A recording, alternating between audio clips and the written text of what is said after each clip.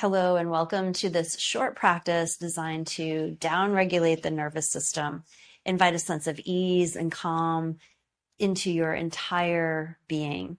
We'll be applying a few different techniques to complete this practice, and the overarching intention is to stimulate the vagus nerve. The vagus nerve runs from the base of the brain, behind the ears, down the sides of the neck. It goes in through the chest, the diaphragm, the abdomen, running through the heart, the lungs, the digestive organs. Think of the vagus nerve as a long winding river in the body that flows from your head to your belly.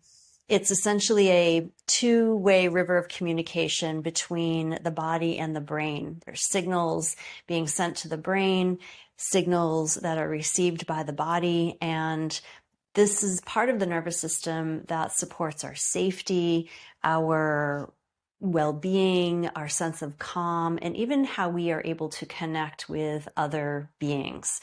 When we are calm and relaxed, we can relate to other people, we can relate to ourselves in a compassionate way. So in your seated position, we're going to start first with an acupressure point. You'll take your four fingers, from your pinky to your index finger, and you're going to do a rough measurement from the outer edge of your collarbone, and then you'll measure inward, and underneath that ridge of the collarbone is more or less where stomach 13 lives. And you'll find a little dip or a depression, maybe even a little sensitive point here. You can also measure this in line with the nipple. So four sumes inward, so the width of four fingers, and more or less in line with the nipple. So underneath the collarbone, and then one or two fingers can press into this point, and mild to moderate pressure, pushing inward, and maybe a hint of some circular movement. This point is known as the chi door. So we're stimulating this point because this is related to allowing the chi to move through the chest and the abdomen in the legs and the feet. It really opens up the line of energy. And considering what our intention is, we want this think of the clear river of communication from head to belly and through the entire body. This is one way that we can enhance upon that intention. So you find a little circular movement, a little bit of pressure here.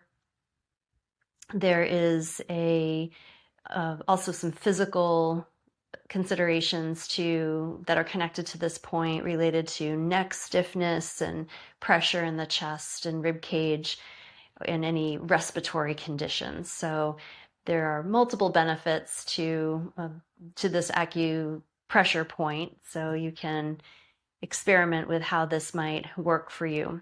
For our purposes, and the intention that I'm bringing to this short practice is to really open the door to allow the chi to move down through the chest, more so we can have some free-flowing access and mobility for the diaphragm. Let's now sweep the hand outward towards the shoulder, towards the outer edge of the collarbone, and then we'll take this over on the other side. So measure the four fingers in from the edge of your collarbone and find that dip or that depression right under the clavicle. And I like to use two fingers just to feel into the area. And I'll just palpate, feel along, and just let my fingers land on a place that feels interesting. Feel a little bit of sensitivity, a little bit of sensation. So we don't have to be so exactly precise when it comes to where these points are. These are general guidelines. Our bodies are all different shapes. Our fingers are different sizes. The length of our bones are different sizes. So we can use this as a rough estimate. We're not clinicians that are treating ourselves with such precision. So applying this pressure, this is also a nice way to really connect with the mind-body connection. So think of almost like you're bringing your imagination into this practice. So you're imagining the doors opening, you're imagining the qi moving through you. Much of the Qigong practice, as I've been studying and continue to study the art and practice of Qigong, is bringing your mind, bringing your intention to whatever it is you might be doing. So let your mind expand, let your imagination run, let whatever visuals or colors come into your experience to enhance your experience. Where the mind goes, the energy flows, it's often said. All right, a little sweep. So we've opened the chi doors, and now we're going to come into an exercise that is very specific to stimulating the vagus nerve itself. So this involves a movement of the head and a movement of the eyes. We're going to start by sitting up straight, eyes are straight forward, and I'll be mirroring you in this video. So what you'll do is you'll keep your head neutral, head straight, and then you're going to shift your eyes to the right. So just the eyes move to the right, and then you're going to tilt your ear, your right ear, towards your right shoulder. This is called Half Salamander. We'll hold here for anywhere between 30 seconds and a minute. And what I want you to pay attention to is your body's response to either swallow. Maybe there's a buildup of saliva that you're noticing. Maybe you're noticing a yawn or a sigh. So notice if and when those signals come about, and that would indicate that you've held the position long enough. If you haven't felt that by a minute of being in this position, then force the swallow or force the yawn or the sigh. So the yawn, the sigh, the swallow are all indicators that the nervous system is responding. You are eliciting that parasympathetic response.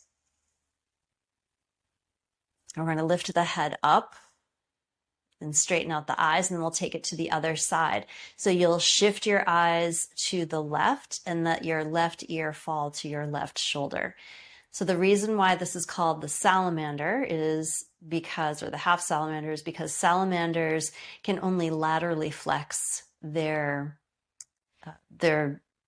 spines. They don't extend or flex. They laterally move. They laterally flex.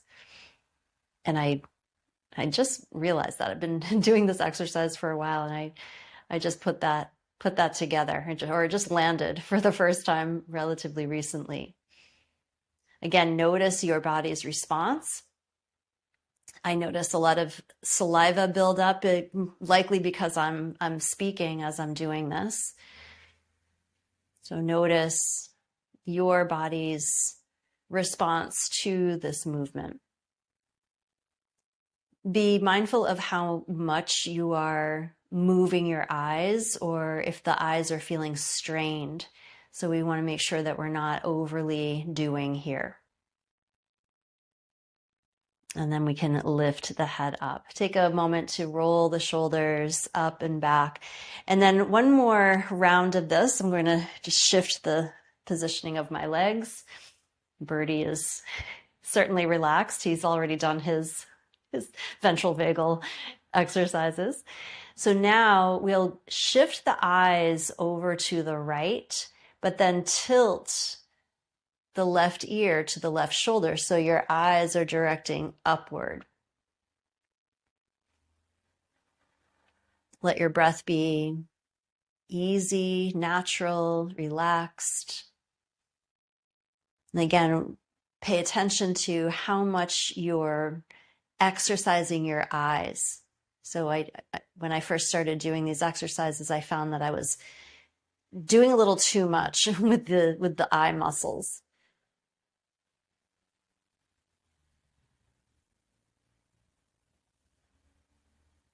Slow, steady breathing, yawning, sighing, swallowing, and then lifting up, finding that neutral spine, and eyes forward, and then we'll take it to the other side. So we start by shifting the eyes over to the left, and then take the right ear to the right shoulder. So as you observe maybe a baby, a young child, or an animal shake, yawn, sigh, stretch, that is their nervous system regulating. We can observe quite a bit of how other mammals downregulate and calm themselves. I notice with Birdie here, when he sees, or after he's interacted with another dog on a walk, his instinct after we part ways is he shakes.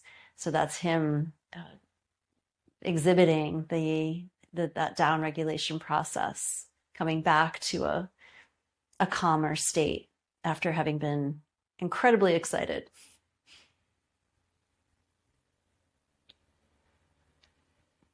And as you're ready, you can lift up. Take a few cleansing breaths in through the nose, out through the mouth. You can move your shoulders. Keep the chi flowing, keep the chi doors open, and experiment with this short and efficient practice. Thank you for taking part.